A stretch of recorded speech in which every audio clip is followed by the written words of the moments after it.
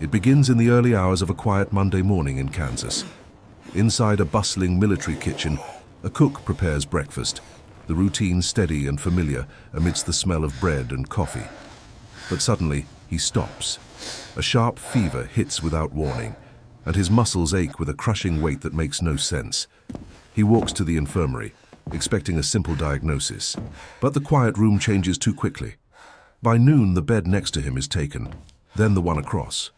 Within hours, lines of healthy young men form outside the door, all collapsing with the same inexplicable exhaustion. The sounds of training are replaced by the heavy, gasping breath of the dying. Faces turn a dark, unnatural blue, and blood begins to stain the pillows. Fear paralyzes the barracks as the strongest men suffocate in their own beds, helpless against an invisible force that defies medical logic. Before the doctors can even understand the terror rising from the plains, the silence has already begun to spread. This is the arrival of the Spanish flu.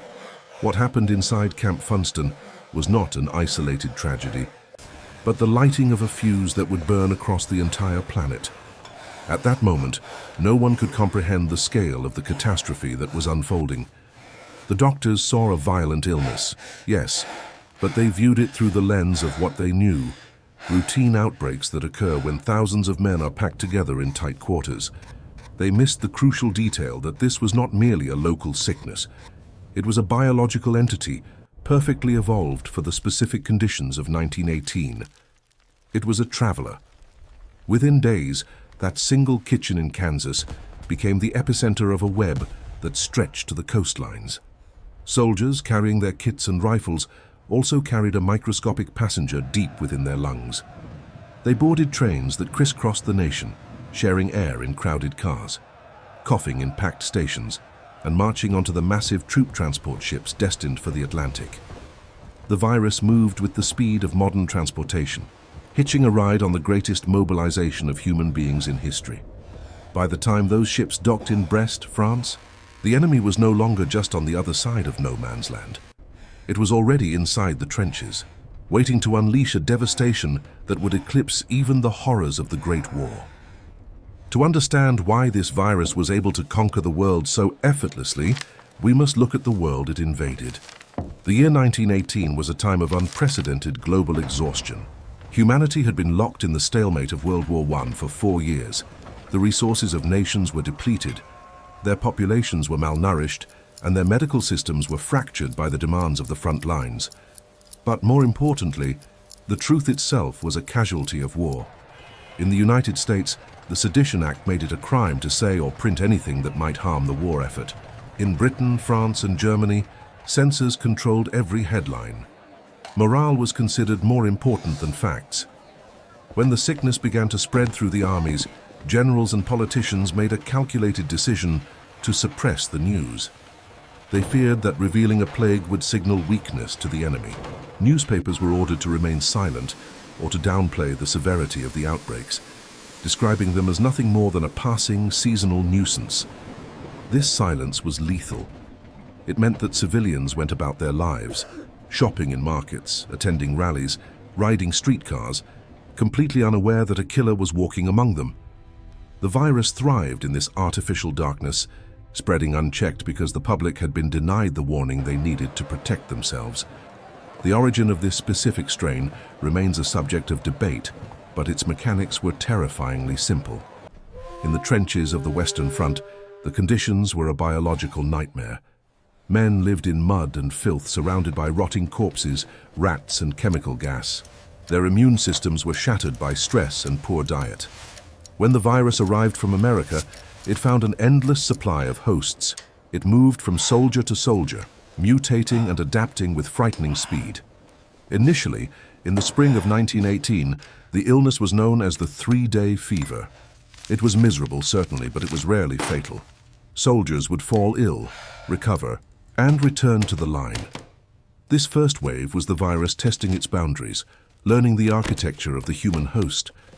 As summer approached, the cases seemed to drop off. The world exhaled, believing the danger had passed. But viruses are not static. They are engines of evolution. Somewhere in the churning chaos of the war, Perhaps inside a soldier on a transport ship or in a crowded field hospital, the virus changed. It shifted its genetic structure, becoming something far more aggressive, something that didn't just sicken its host, but sought to destroy it completely. When the second wave crashed onto the shores of 3 continents almost simultaneously in the autumn of 1918, it was no longer a flu, it was a plague. The turning point came in late August and September.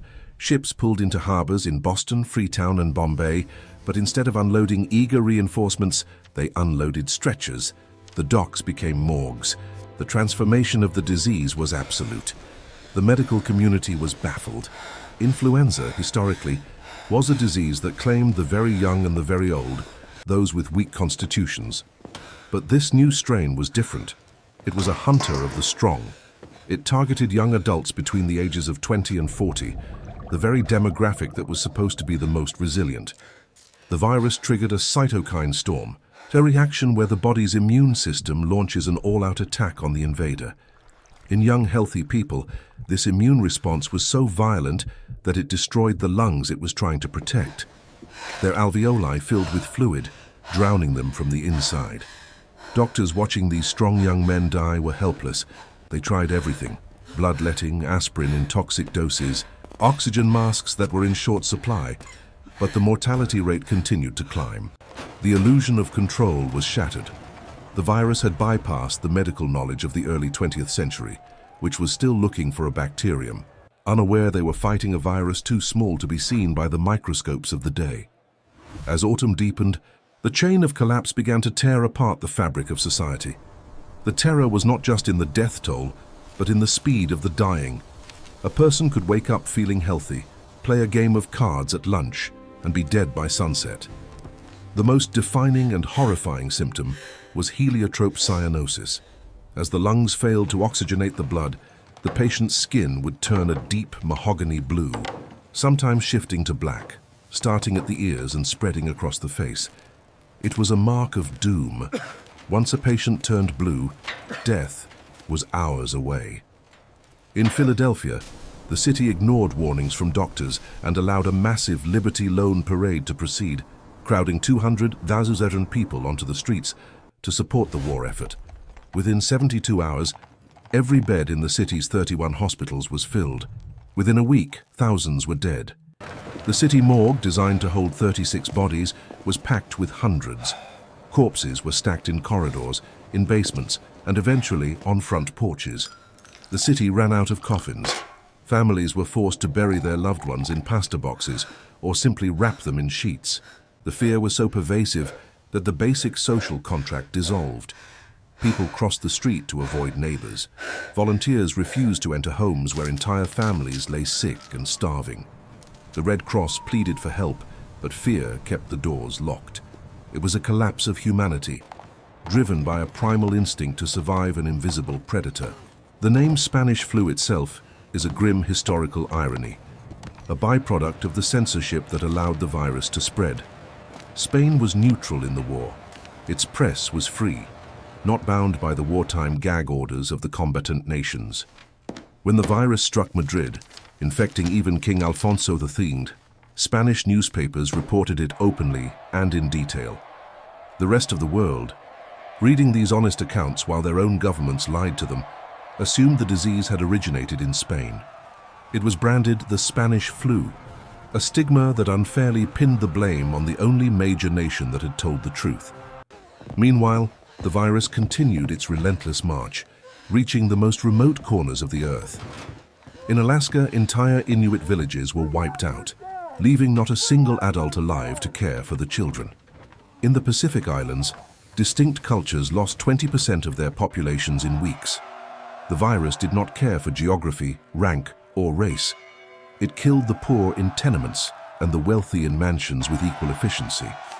By the time the armistice was signed in November 1918, ending the Great War, the virus had claimed more lives than the machine guns, the artillery, and the mustard gas combined. The celebrations of peace in the streets became super-spreader events, a final, cruel harvest before the virus began to burn itself out. The consequences of this catastrophe reshaped the modern world in ways we often fail to recognize. When the fever finally broke in 1919, the silence that followed was heavy with grief. Estimates suggest that at least 50 million people died worldwide, more than the Black Death in the 14th century, adjusted for population. But unlike the war, which was memorialized with statues, parades, and holidays, the flu was met with a collective amnesia. It was too painful, too intimate, and too devoid of heroism to be remembered.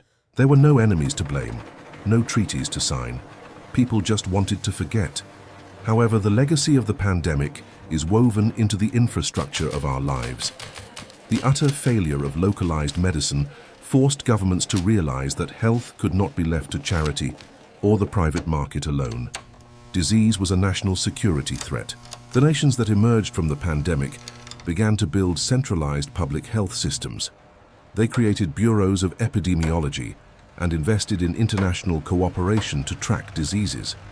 The concept of socialized medicine in Europe has its roots in the lessons learned from the helplessness of 1918. The virus also left a biological scar. Almost all influenza A cases that have circulated in the century since are genetic descendants of that 1918 strain. We are, in a very literal sense, still living in the viral shadow of that year. Today, looking back at the sepia-toned photographs of men and women wearing gauze masks, we see a mirror of our own vulnerability. The Spanish flu was not just a historical event. It was a warning shot across the bow of civilization. It demonstrated that nature is not something we can conquer, but a force we must constantly negotiate with. The arrogance of 1918, the belief that modern transportation and industrial might made humanity invincible, was dismantled by a strand of genetic material. The story of the Great Influenza is a reminder that the systems we rely on are fragile. It asks us to look at our own world, at our own crowded cities and global connections, and question if we have truly learned the lesson. The pandemic changed the world by showing us that we are one single biological organism, connected by the air we breathe. It taught us that when we ignore the science and silence the truth, the cost is paid in human lives. As we walk through our modern lives, we carry the antibodies of history in our blood, survivors of a war we didn't know we were fighting, hoping that when the next silence falls, we will be ready to listen. Ready.